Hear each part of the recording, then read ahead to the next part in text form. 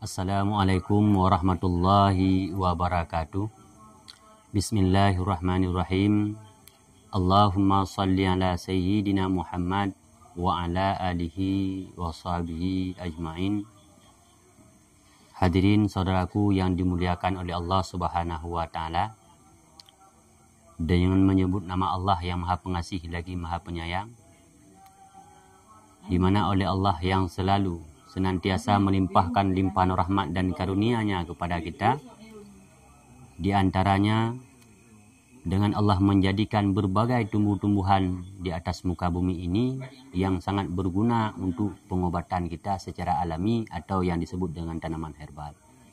Begitupun pula salat dan salam juga sama-sama kita sanjung sajikan ke pangkuan alam baginda Muhammad Rasulullah sallallahu alaihi wasallam yang selalu menganjurkan kita, yang selalu mengajak kita untuk selalu menuntut ilmu, karena dengan ilmu itulah supaya berguna hidup kita di dunia, juga berguna hidup kita di negeri akhirat kelak.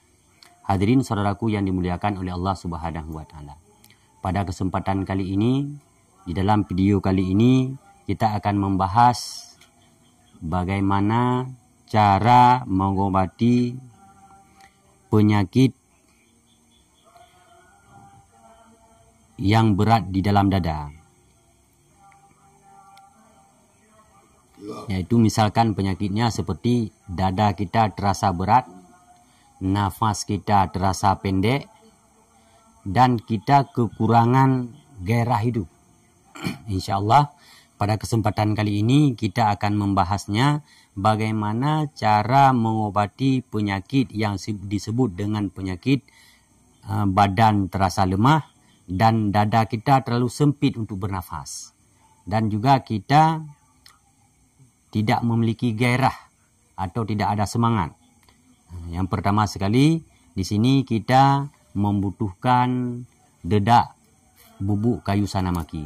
Sebagaimana yang pernah kita bicarakan atau kita bahas dalam video-video sebelumnya, bahwa dedak kayu sanamaki ini sangat banyak faedahnya untuk kita.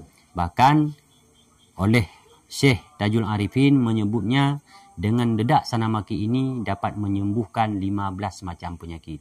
Cuman cara pembuatannya atau adunannya dengan tumbuh-tumbuhan atau dengan benda-benda yang lain. Maka dalam kesempatan kali ini, karena ini untuk mengobati penyakit berat di dalam dada, nafas terasa sempit, kemudian kurang gairah atau kurang semangat. Yang pertama sekali kita di sini menggunakan yang pertama bubuk sanamaki. Bubuk sanamaki ini kalau untuk ini walaupun tidak begitu halus tidak masalah. Walaupun sudah kita tumbuk tidak begitu halus tidak masalah, karena sifatnya ini cara kita rebus. Cara kita merebus air. Yang pertama sekali, bila saudaraku mengalami penyakit yang namanya dengan sempit di dalam dada atau sulit cara bernafas, dada terasa berat dan tidak ada semangat sama sekali, yang pertama dulu siapkan dulu 3 sendok makan bubuk sanamaki seperti ini. 2, 3. 3 sendok makan bubuk sanamaki ini. Kemudian kita gunakan buah delima putih. Ini yang bagusnya buah delimanya ini bisa juga. Yang lebih bagus lagi buah delima yang buahnya kecil-kecil. Tapi kalau kita belah isinya itu putih. Karena buah delima yang kecil ini ada 2 sifat, ada 2. Ada yang buah delima kecil, tapi kalau kita belah isinya di dalam merah. Dan ada satu lagi buah delima juga kecil, tapi kalau kita belah isinya putih.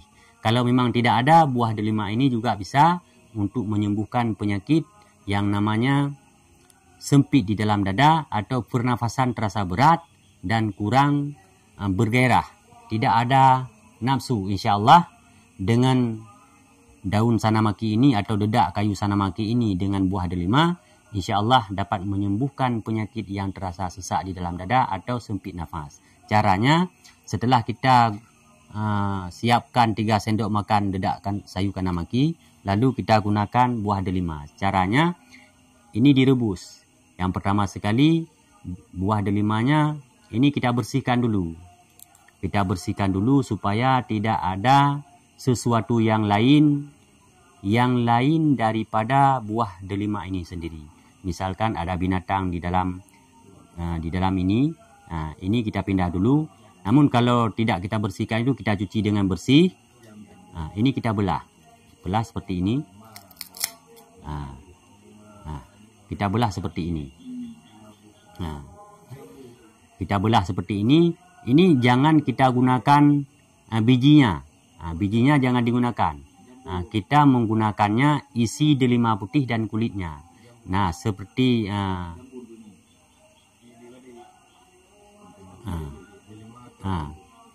seperti ini. Contohnya seperti ini. Ini kalau kami ini menyebutnya buah delima. Kalau di dalam kitab disebutnya dengan buah ruman. Tapi ada juga saudara-saudara kita yang di tempat yang lain ini disebutnya dengan jambu. Jadi buah ini kalau di dalam kitab ini disebutnya dengan ruman atau delima.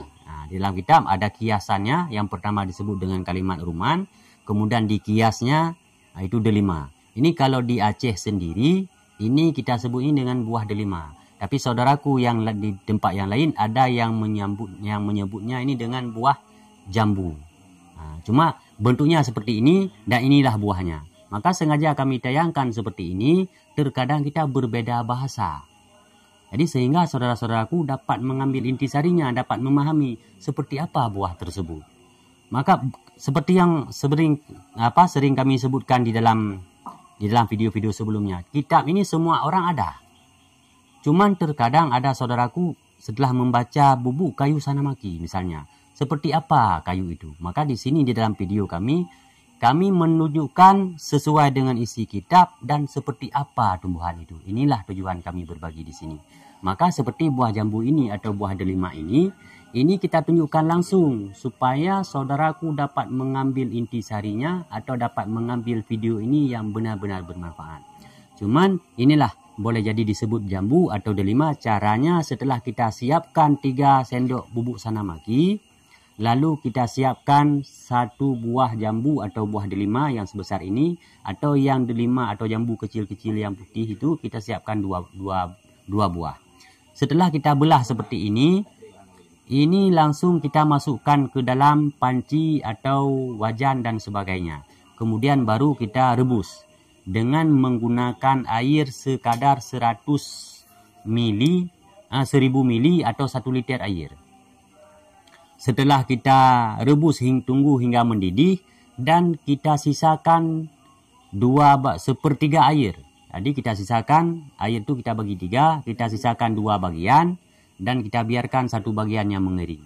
Nah, setelah kira-kira air itu sudah tersisa 2 bagian atau 2/3, baru kita angkat.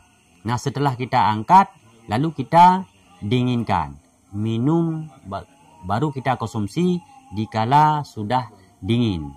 Cuma sebelum mengkonsumsi ini kita harus buat penyaringan. Jangan kita konsumsi dedak karena waktu kita merebusnya di awal, dedak ini terkadang kasar. Karena tidak kita saring pakai kain. Terkadang kasar, maka jangan langsung dikonsumsi. Jadi kita saring dulu, baik kita saring dengan penyaringan yang kita beli dari toko-toko, warung dan sebagainya. Yang intinya air yang kita konsumsi itu ini tidak termasuk dedak di dalamnya. Inilah tutorial atau cara bagaimana untuk mengambil manfaat dari dedak kayu sanamaki ini supaya dapat mengobati penyakit yang sedang kita alami yang namanya penyakit sesak nafas atau sempit pernafasan. Kalau kita bernafas terasa sempit dan badan kita pun terasa kurang sehat, tidak ada bergerak. Insya Allah dengan mengkonsumsi tanaman ini atau air rebusan sanamaki dengan buah delima atau buah jambu ini, insya Allah selama 7 hari saudaraku bisa melihat keajaiban yang sangat luar biasa. Ini berkat daripada wasilah bubuk sanamaki ini. Cuman seperti sebagaimana yang pernah saya sebutkan di dalam video-video saya sebelumnya, bukanlah bubuk kayu dan buah delima atau buah jambu ini yang akan menyembuhkan kita, namun yang menyembuhkan kita adalah Allah Subhanahu wa taala. Cuman kita di sini berikhtiar lewat tanaman ini, lewat buah ini. Semoga Allah senantiasa menyembuhkan kita. Yang pertama, kita sudah berusaha lewat ikhtiar. Yang kedua, kita berdoa kepada Allah Subhanahu wa taala. Semoga kita selalu diberikan kesehatan, dan bila kita sakit segera Allah sembuhkan lewat wasilah atau usaha dengan apa saja. Amin ya rabbal alamin. Mungkin hanya inilah yang dapat kami sampaikan di pada video kali ini. Lebih dan kurang kami mohon maaf. Dan kepada saudaraku yang telah menyaksikan video ini, bila merasa video ini bermanfaat, tolong untuk di subscribe, di like, juga dibagikan kepada saudara-saudara kita yang lain. Semoga saudara kita yang lain juga kadang membutuhkan atau dapat mengambil natijah apa yang kami sampaikan dalam tayangan ini. Hanya sekian. Wassalamualaikum warahmatullahi wabarakatuh.